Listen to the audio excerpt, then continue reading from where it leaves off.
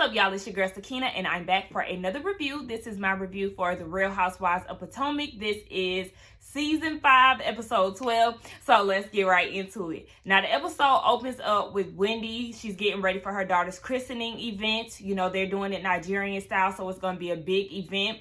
They're going down the guest list, and of course, Eddie's family becomes a topic of discussion.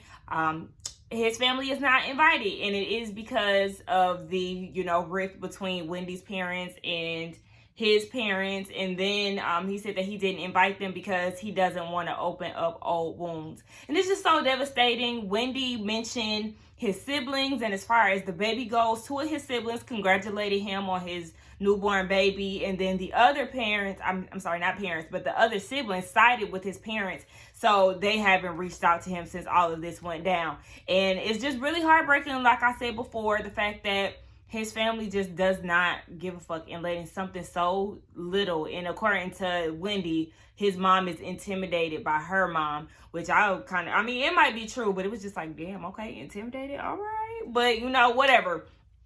He is not inviting his family, and it is what it is. So then we get Michael and Ashley. Now, they down at the therapy session for their non-traditional marriage, and the therapist, they started to unpack to her about the whole cheating situation that Michael was in and the whole scandal that was aired out in the blogs. And Ashley is nervous that he'll do it again because, they were doing these things together, but now he's stepping out by himself. So she's worried, she no longer wants to do those type of activities because she has changed.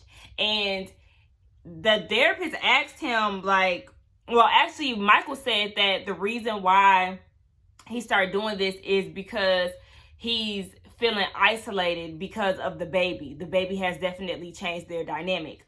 Michael, this is not your first rodeo. I don't know how the dynamic was in his first marriage, but you had kids before. So you know that with your new wife, you having children is definitely going to change or shift some things for you and Ashley, especially because she's younger, you're older, the dynamic is already kind of off as it is. So yes, more of the attention is going to go to the baby. What the hell did you expect? You ain't no first time dad. So then that's when the therapist was like, well, where did all of this stem from? And then they try to get all deep with us, talking about how Michael's dad caused him emotional distress as a young child because he put all the focus on Michael.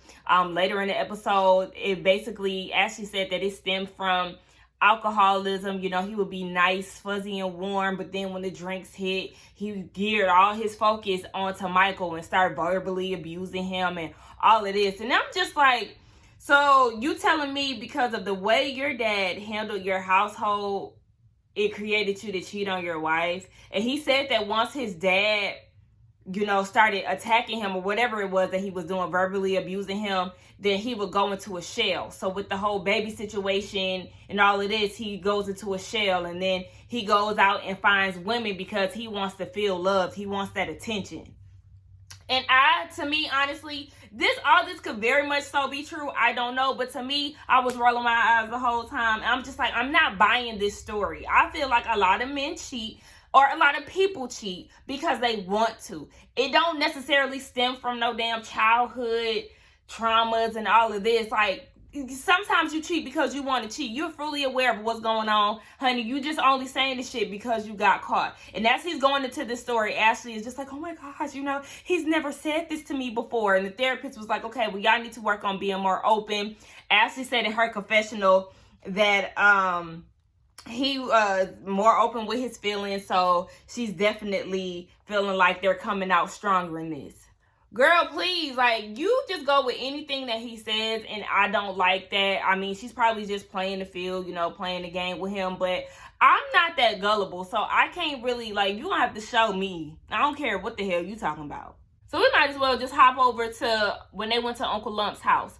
Now, she went to Uncle Lump's house struggling with that damn stroller. I was like, oh, baby. This is like the real shit that comes with kids. So it's going to be a lot of embarrassing moments. Remember, her and Candice went to that restaurant and she was trying to shuffle through that tiny ass space with all them chairs. Now she's trying to unload the kid out the car and shit falling, diapers falling out the diaper bag. She damn near about to fall over with the door open. She's struggling to get him up to the door. I was like, oh, baby, honey, listen, okay. But they get inside finally.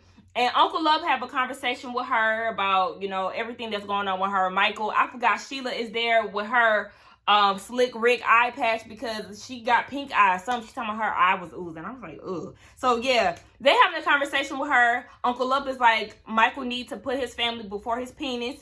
Ashley was saying something about Michael was upset because he wasn't getting no cooch.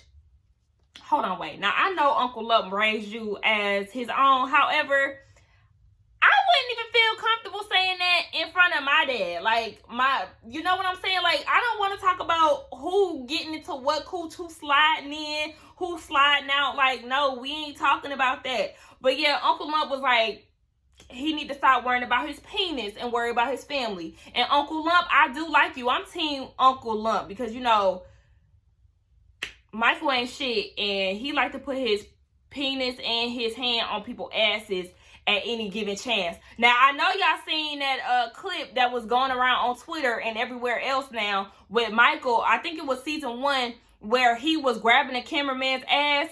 It just so happened to be spotted in the background. The shit was so crazy. You could tell the man was like, this nigga about to touch my ass. So, you know, he was like trying to get away from him. But nah, not with Michael. He was like, give me that ass. That's not funny. It's really not. For real. It's really not, because you don't go around just touching people like that. That's not cool. But baby, your husband is just I can't stand Michael. But anyway, Uncle Lump want to talk to Michael, and I feel like, listen, you and Sheila need to just let Ashley play the fool. She keep trying to convince y'all that she'll leave him if it happen again. I mean, well, she will now because, I mean, she's supposed to have the posting up in place. But whatever, you know, let her be the fool. Don't be trying to talk no sense into a grown-ass man who probably older than y'all.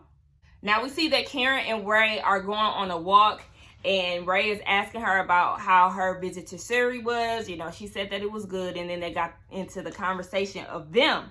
Now, they got down to the real questions, and Karen was like, is my success intimidating you? Like, are you affected by this? And Ray just wants attention. He feels like some of this fame is going to her head. And she was like, no, that's not the case. But I mean, if you feel like you want some attention and all it is, don't you think saying I love you would make me want to do these things? Saying that you believe that you're in love with me is not going to get you what you want, sir. Hello, what the hell did you think this is? You supposed to kind of, sort of, maybe love me, and I'm supposed to kiss the ground that you walk on? Baby, fuck all of that, Ray. You got the game fucked up. But Karen is like, look, I want to work this out. I need you not to be stuck in your ways. Good luck with that, because he is 70 plus years old. So, baby, he's ready to retire. He's ready to live the rest of his life. You trying to change him, and I don't see that happening. So, I guess we'll see later on, you know, down the line how this works out for Karen and Ray. But, I mean, it's not too promising because, like I said, Ray ain't trying to change it. He trying to do what he want. He don't like this new change in his life. Then we see this quick little scene with Robyn. Baby, Robyn got her a new job, honey. New venture alert, okay? So she's wearing this ball cap, and it's printed. I mean, to be honest, I don't like the shit. And then when she gave the different kind of styles that she had, or patterns, I was like, I don't like this. Like, I'm sorry. It was giving me real Facebook marketplace. Like, I was just not feeling them hats. Maybe if she came with a little bit more like a saying on them or something like that, I don't know. But I mean, it's just not my flavor. It's real Caucasian based. That's what I was getting from it. But I mean, y'all tell me what y'all think. She said that she's trying to really get on her grind because of the tax situation, so she's gonna have to put on pause that new house. Of course, we already know that, honey, because you can't afford it right now. So yeah, she said that it has been very successful so far with her hats. I hope she keeps selling the hats. It's just not for me, okay? So shout out to Robyn. She mentioned, you know, doing the real estate or the flipping houses situation. But I'm like, are you still doing that, or was that just a one-time thing? And then, remember, y'all, in earlier seasons, Robyn was doing PR stuff. Did she just forget about that, too? I don't know. Maybe she like Sonya from Housewives of New York, got all these business ventures and just didn't see them through. So I don't know. But anyway, we get on down to Candice. Who? Karen. Not even Karen. Shit. Candice. I'm sorry, y'all. Those Karens, K's, and all of the shit. Anyway, but yeah, we get Candice. And she in the car. She is on her way to testify to a prosecutor. She is definitely, I was about to say prostitute, truth be told, but she is about to go and testify to a prosecutor. She's on the phone with her mom. She's thanking her mom for her support and all of this. And then she started tearing up, and I'm just like, Candice, like, I'm tired of you crying about this, honey. I know, I side with you on a lot of this shit, but at the same time, your emotions is getting on my nerves. Now, speaking about that, we see that she meets up with one of her friends later on, and they're having a conversation about everything that's going on. She explains to him that she did press charges on Monique, and that Monique is going to have to, come on down to the courthouse with her, and they're going to have to fight it out. So then she also mentioned that she wants Monique prosecuted to the fullest extent. Honey, that is extra as hell over a little fight. It was not even that serious. You did not come out with bruises, broken bones, or nothing like that. So I'm just not understanding why you're trying to do the fullest extent. Then she was telling her friend that she has PTSD. Remember, I told y'all that in one of the interviews that she did shortly after the fight. Then she also says that she has posters around the house saying that you're okay. And Bravo showed us the different posters, posted up in her house. And I'm just like, Mary Jane, Gabrielle, like, what the hell are you doing, Candice? You are just milking the hell out of this situation. And honestly, it's just annoying. Like, girl, calm down. You act like you have really been brutally beaten down in the streets. And that's not the case. Like, I understand you're shook up because you had this fight with one of your friends or somebody that you thought was a friend, but sis, I'm gonna need you to stop playing this victim role, because yes, it is giving me real Caucasian tease. Like, you were abused, but I feel like you're just doing the most. Like, just tone it down a little bit, sis. I mean, you pressing charges, and I wasn't mad at that, but I just feel like some of the antics, like I don't know, it's just like, ugh, girl, I don't know. And then she said that she also wanted to mention, the tweets that Monique has been tweeting, basically poking at her and all of that. So she wanted to bring that to the judge as well. They got into the conversation about the girls and how supportive they've been. The girls have been on her side, but Karen is riding the fence, and she has a problem with that. And I'm just like, get over it already. Karen already said what she said. Like, there's nothing to it. Just get over it. She gonna support both of y'all, and it is what it is. So now we see that Wendy and Eddie are going out trying to find different venues to have the christening event for their baby. They actually decided on doing a museum because, I was about to say Monique, but Wendy did say that she wanted to basically influence her daughter to be creative and to... Egypt, stop! Sorry, y'all. But yes, she wants her daughter to be cultured and creative. So what better place than to have it in a museum?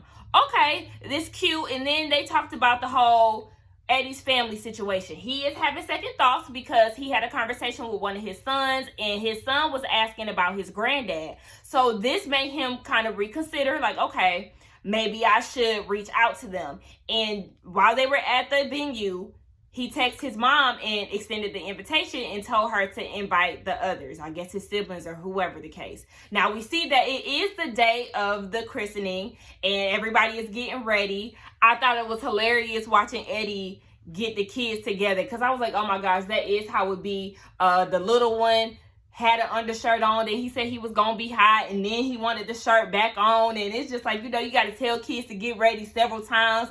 And I was just like, this is so realistic, and you can tell that they kids really be cutting up. I can just tell that they have a fun-ass household, because them little boys are some characters. In the first scene with them, one of the boys had problems lifting up his jeans, so his little tighty whities was hanging out and shit. I was like, those boys are so cute and hilarious. But yeah, so they start talking about Eddie's family, and they haven't responded. Wendy is hopeful that maybe they'll just show up, but Eddie is just like, so you don't respond to my text, you just gonna show up? Like, I highly doubt that. To me, I feel like maybe they would have been more receptive if it was a phone call. I know that he has, some issues with his parents, but maybe a phone call would have been received better than a text message. But yeah, down to the event, Robyn gets there first, and Robyn is doing such a good job at showing up on time, because we already know that she be late to everything. Not fashionably late, but she be late. Questionably late, because it's like, what the hell took you so long? I'm not understanding. Like, bitch, you was not dressed down, so I'm not understanding. But she actually was cute today at this event. She did have on the same blazer dress that Erica Jane and I think it was Erica Jane and who was it? Renna had on in the Housewives of Beverly Hills. So it was cute though. I liked her little pink hair that she added to it. So then we see Wendy on her way to the event with Eddie, and her phone started going off because the charges hit the block. So, you know, everybody's phone is going off, and she was like, oh my gosh, Monique is being charged. And Eddie was like, yep, she can face some jail time. Now, down at the event, Giselle and Robyn was saying that they feel like this has gone too far. Like, they don't want to see her go to jail, but they also feel like she shouldn't be putting her hands on everybody. Now, by this time, all the girls get there. They're all in pink, and they all meet Wendy's mom, who was not matching, who looked a tacky mess. That Gucci hat, the sequins dress, I think she had on like a jacket or something. Whatever, her outfit just did not go. And I don't know why, but Wendy's mom just put a bad taste in my mouth. And it was just off that one scene that I seen her in. I didn't like the fact that she is bleaching her skin. I felt like she was trying to talk down on Eddie because he's Nigerian American. And you can't really blame him for not knowing y'all native tongue. Like, I don't know. It was just something about her. And then on top of that, Wendy always talking about how she's not going to be, how she knows her mom is not going to support her, not wanting to be a professor anymore. So all of that put a bad taste in my mouth. But anyway, yeah, she was just saying that she's an Amazonian woman who does a lot for her community. She's well respected. She's very educated, and she has that to show for it. And her daughters, who are both doctors, you know how that goes. So, you know, what did Wendy say? She was saying that in the Nigerian community, you're only as successful as your children.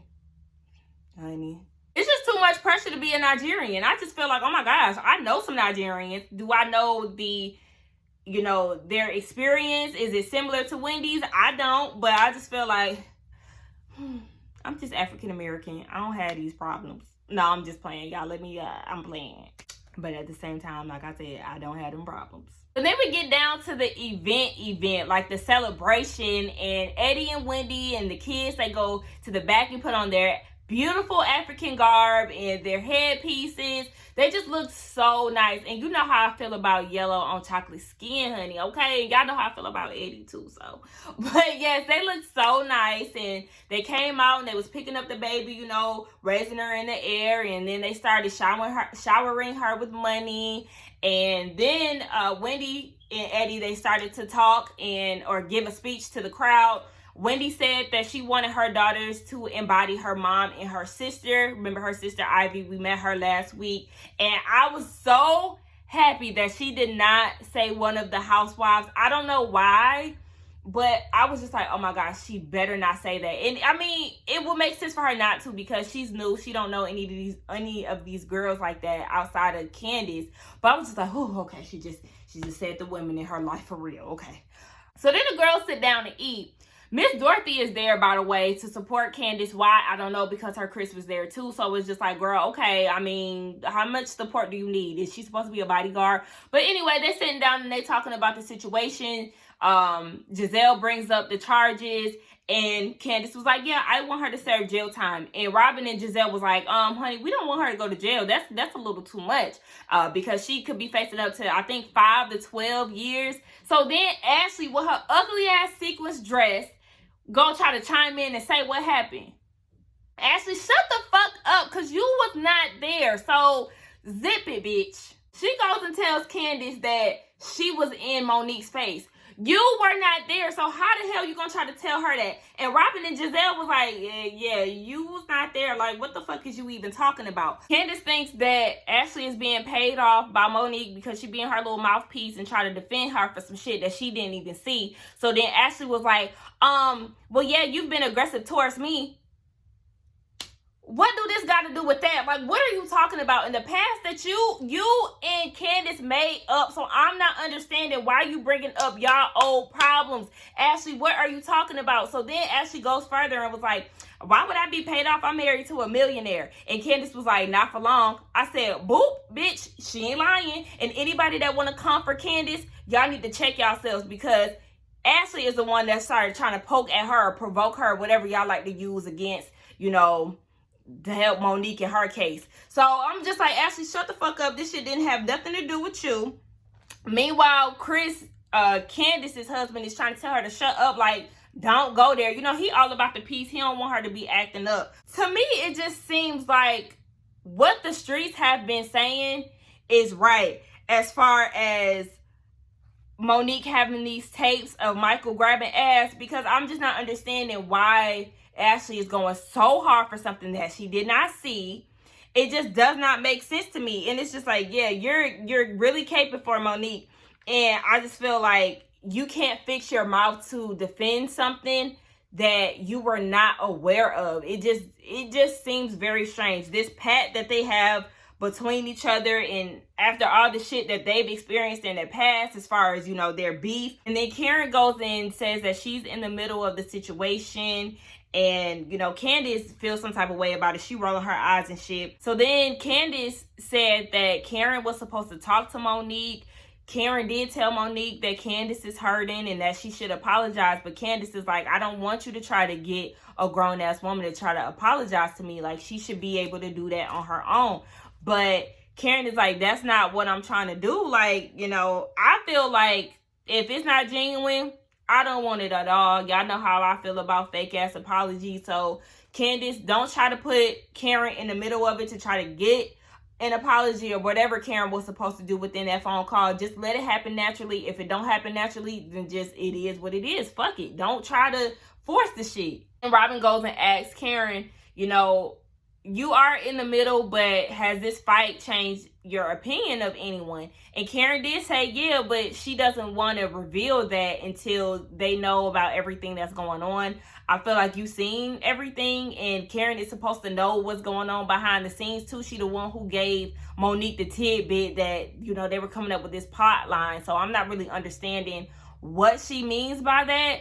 But yeah, obviously she has a change of opinion. I think that her outlook is changing for Candice. I feel like she's still riding for Monique, and Candice is going to be the one that loses Karen as a friend. I just feel that way. Robyn sees it too, because she was like, I wouldn't want my friends to choose sides, but it just seems like Karen is leaning more so towards Monique, because she's put Monique's feelings before what's her name, Candice's, and kind of disregarding Candice's feelings. So I feel the same way. So it is the end of the night, and Eddie's family never showed up. They thanked everybody for coming. You know, it is a sad situation, and he is hurt. But I just feel like you're gonna have to let your family come to you when they're ready. Maybe they'll never come around to it, and it's very unfortunate. I feel like you should always fight for your family, but at the same time, it's not fair to you to keep opening up wounds and, you know, opening up yourself, your home, all of that to somebody who just simply is not receptive to you. So yes, that is the end of the episode. I do think that the episode was pretty good.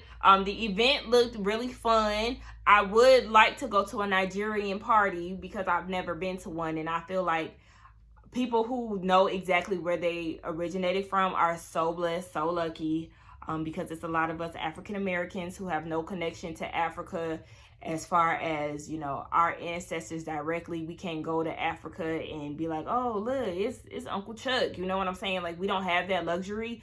But yeah, I feel like I'm really tired, and I kind of feel like I'm rambling a little bit. Y'all, I'm sorry if I did not give 110%. I have been worn out. I'm doing virtual learning with my niece and taking care of her all day, trying to juggle YouTube and work. So, honey, listen, when I tell you I'm trying to squeeze in time, I'm trying to squeeze it all in, okay? But that was my thoughts on the episode, y'all. Tell me what y'all think. Don't forget to like, comment, and subscribe to my channel, and I will see y'all in the next one. Bye.